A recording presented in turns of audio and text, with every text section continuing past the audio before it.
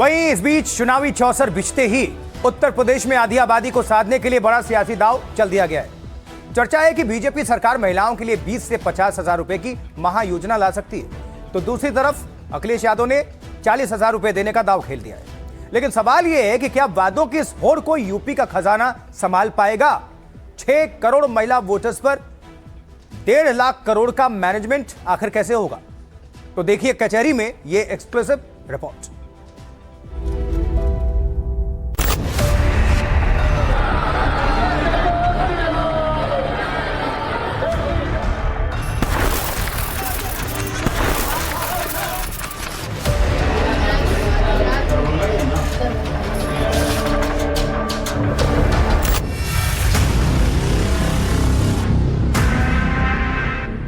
चुनावी मौसम हो और आधी आबादी यानी महिला वोटरों का जिक्र ना हो, ऐसा तो अब भारतीय राजनीति में मुमकिन ही नहीं दिखता। मध्य प्रदेश में लाडली बहना, महाराष्ट्र में माझी लाडकी बहन और बिहार में महिलाओं को केंद्र में रखकर बांटे गए वादों की जबरदस्त सफलता के बाद अब भारत के सबसे बड़े सूबे उत्तर प्रदेश में महिला कार्ड को लेकर एक बहुत बड़ा सियासी घमासान छिड़ चुका है। अटकलें तेज हैं कि चुनाव से ठीक पहले योगी सरकार महिलाओं के खातों में सीधे 20,000 से लेकर 50,000 रुपए तक भेजने की किसी महायोजना का ऐलान कर सकती है। सरकार ने ना तो इस पर हाँ कहा है और ना ही खारिज किया है। लेकिन योगी कई मौकों पर महिला सशक्तिकरण की बात बिना नागा कहते आए हैं। हर जरूरतमंद को फ्री में राशन की सुविधा का लाभ भी उपलब्ध करवाया जा रहा है। यह सरकार की वे स्कीम है जिससे सर्वाधिक महिलाएं प्रभावित होती हैं। अगर परिवार में कुछ नहीं है तो सबसे ज्यादा कष्ट तो महिला को झेलना पड़ता है, क्योंकि बच्चे भूखे रह जाएंगे, परिवार के लोग भूखे रह जाएंगे, इसलिए उसको सबसे ज्यादा कष्ट होता है। और इसलिए उसकी इस जरूरत को ध्यान में रख करके सरकार ने जो कार्यक्रम आगे बढ़ाए, इसका लाभ भी, इसका केंद्र बिंदु भी महिला सुरक्षा थी, महिला सम्मान था, उनका स्वावलंबन था। पीएम विश्वकर्मा की योजना, यह भी महिलाओं के और परंपरागत हस्तशिल्पी और कारीगरों के स्वावलंबन के साथ जुड़ा हुआ था। लेकिन चुनावी चौसर बिछते ही विपक्ष के सबसे बड़े चेहरे समाजवादी पार्टी के मुखिया अखिलेश यादव ने मोर्चा खोल दिया है। अखिलेश यादव का दावा है कि बीजेपी चुनाव जीतने के लिए बाप की कमाई का सहारा ले रही है, जिसे धर्मभीरू महिलाएं कभी स्वीकार नहीं करेंगी। और लगे हाथ अखिलेश ने अपना बड़ा दांव भी खेल दिया। वादा कर दिया कि सपा सरकार बनते ही महिलाओं को सालाना 40,000 रुपए दिए जाएंगे।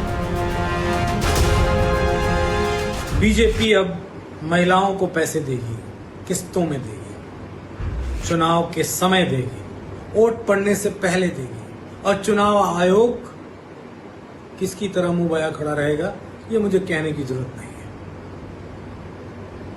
चुनाव आयोग जो धज्जियां उड़ेंगी तमाम उन व्यवस्थाओं की कि चुनाव आयोग में जब आचार संहिता लागू हो जाती है तो कोई भी तरीके का प्रलोभन नहीं दिया जा सकता, लेकिन चुनाव आयोग मूक बकीर बन जाएगा, धृतराष्ट्र बन जाएगा।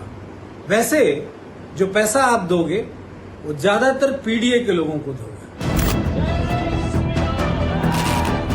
लेकिन सवाल यह है कि क्या वादों का ये पिटारा यूपी के खजाने पर ऐसा बोझ डालेगा जिसे झेलना राज्य की अर्थव्यवस्था के लिए मुमकिन ही नहीं।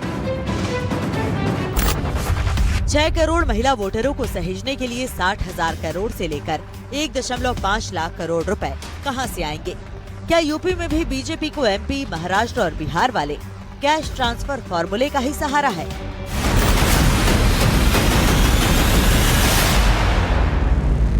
श्रीमान अखिलेश यादव जी और उनके बड़े भाई रामगोपाल यादव जी और शिवपाल यादव जी, इस समय वो रात में जब सोते हैं तो उनको स्वप्न में उनकी सरकार बनती है, जब जगते हैं तो पोस्टरों में सरकार बनाते हैं और बयानबाजों में सरकार बनाते हैं।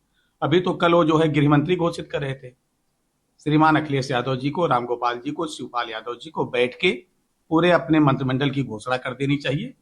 इस तरह से मुझे लगता है मुंगेरी लाल के हसीन सपने समाजवादी पार्टी और उनको नेताओं को देखना बंद करना चाहिए। उत्तर प्रदेश की जनता ने इनको हमेशा हमेशा के लिए खारिज कर दिया है। अब सिर्फ ये स्वप्न में अपनी सरकार बनाए। इस पूरे सियासी खेल के पीछे का असली गणित क्या है, आइए आंकड़ों के आईने में यूपी के वोट बैंक को समझते हैं।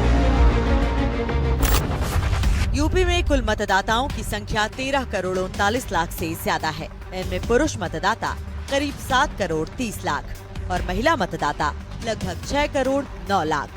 अगर इस 6 करोड़ महिला आबादी में से आधी यानी 3 करोड़ महिलाओं को भी लाभार्थी माना जाए तो चुनावी गणित का खर्च खजाने की नींव हिलाने के लिए काफी है।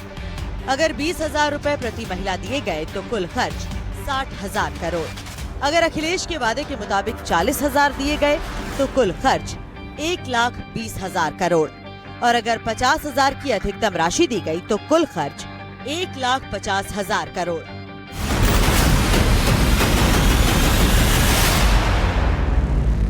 बिहार में जो योजना आई थी उसमें बाद में उन महिलाओं से पैसा वापस वसूल किया गया।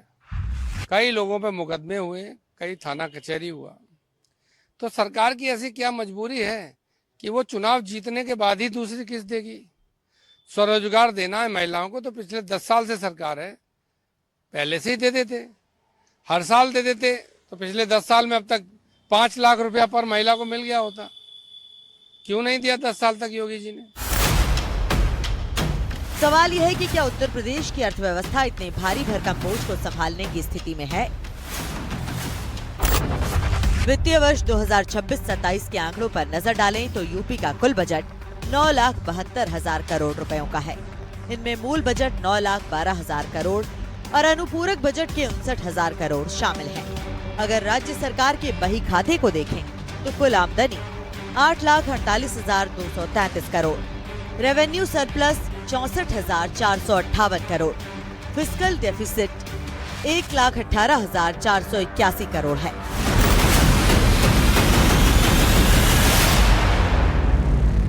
सरकार पहले से ही अपने राजस्व व्यय यानी रेवेन्यू एक्सपेंडिचर में सरकारी खर्चों, प्रशासनिक व्यय, पेंशन और वेतन में 5,83,000 करोड़ रुपए खर्च कर रही है।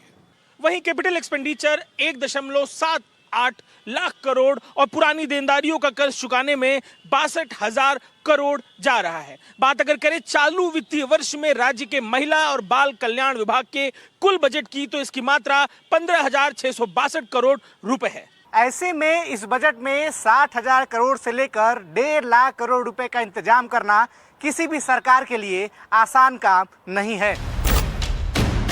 तो क्या इन पैसों का इंतजाम किसी समुद्र को लांघने जैसा होगा?